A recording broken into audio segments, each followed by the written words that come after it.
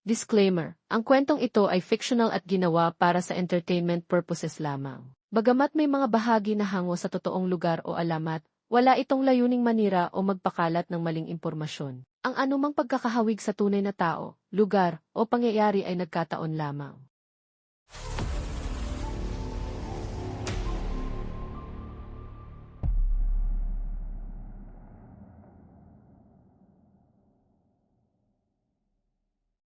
Sa kabila ng lawak at katahimikan ng Fort Magsaysay sa Nueva Ecija, may isang lugar na mahigpit na ipinagbabawal puntahan ng kahit sinong sundalo, isang abandonadong gusali sa loob ng kampo. Sinasabing ito ay dating ginamit bilang interrogation room noong panahon ng mga Hapon, kung saan maraming sundalo at sibilyan ang brutal na pinahirapan at pinatay. Si Lieutenant Marco Cruz, isang bagong salta sa kampo, ay hindi naniniwala sa mga kwento ng kababalaghan. Mga alamat lang yan, natatawang sabi niya sa kanyang kasamahan habang nag-iinuman sa barracks. Ngunit ang mga veteranong sundalo ay hindi natawa.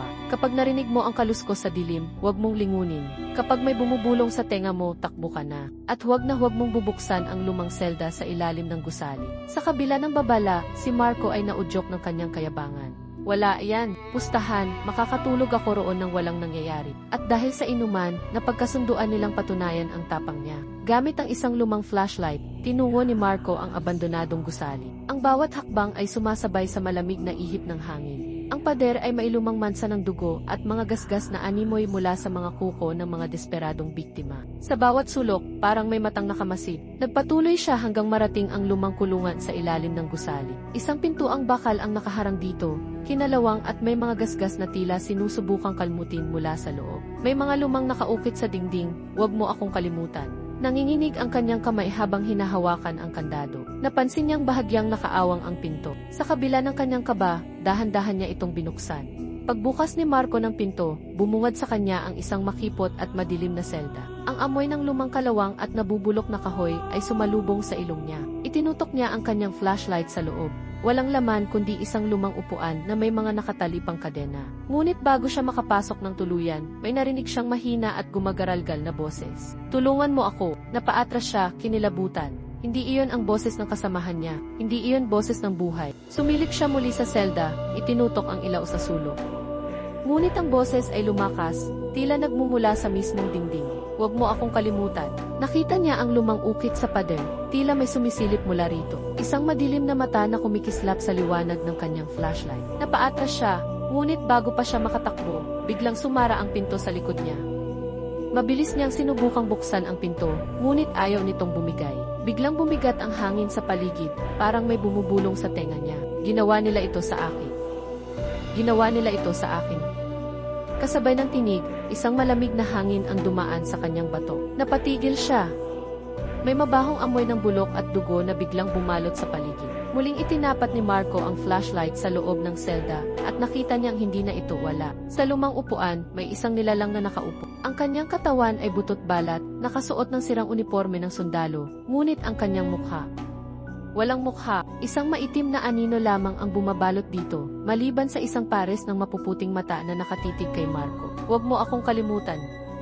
At biglang tumayo ang nilalang. Napasigaw si Marco at buong lakas na hinampas ang pinto. Sa isang iglap, bumukas ito at mabilis siyang kumaripas ng takbo. Ngunit habang tumatakbo siya palabas, mabilis na tinungo ni Marco ang dulo ng pasilyo. Nang makarating siya sa isang lumang lagusan, nakita niyang may nakatayong anino roon nakasuot ng sirang kasuotan. Isang sundalo, nakatingin ito sa kanya, hindi gumagalaw. Pero ramdam ni Marco ang puot mula sa nakatitig na puting mga mata nito. "Huwag kang lalapit, huwag kang lalapit," bulong ni Marco sa sarili. Ngunit hindi siya ang lumalapit. Ang nilalang ang unti-unting lumalapit sa kanya. Hindi naglalakad, kundi dumudulas sa sahig na parang hindi na ito kabilang sa mundong ito. Tumingin si Marco sa paligid, wala siyang mapupuntahan. Ang lagusan ay patuloy na lumiliit sa kanyang paningin, parang tinutulak siya ng hangin papunta sa halimaw. Napansin niya ang lumang hagdan sa kanyang kanan. Mabilis siyang tumakbo papunta rito. Nang umabot siya sa itaas, isang malakas na sigaw ang bumulusok mula sa ibaba. At biglang naglaho ang lahat. Hinihingal si Marco. Nakita niyang ang lugar na iyon ay isang dating kulungan.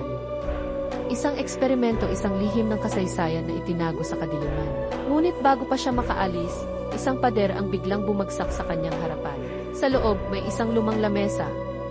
At sa ibabaw nito, may nakasulat sa dugo. hindi pa tapos ang digmaan.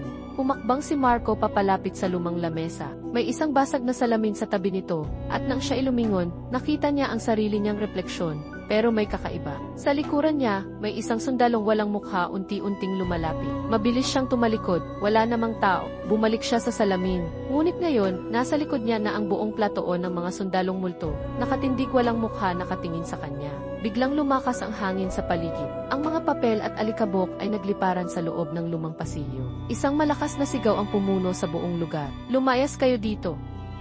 Sa lakas ng sigaw, bumigay ang mga pader. Nagsimula itong gumuho.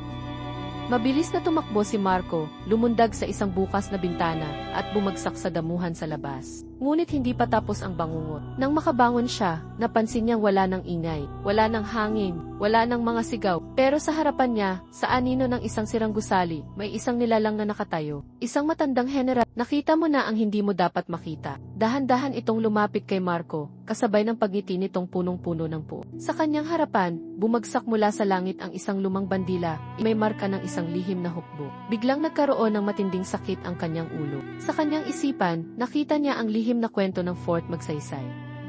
Isang katotohanang hindi dapat lumabas sa mundo.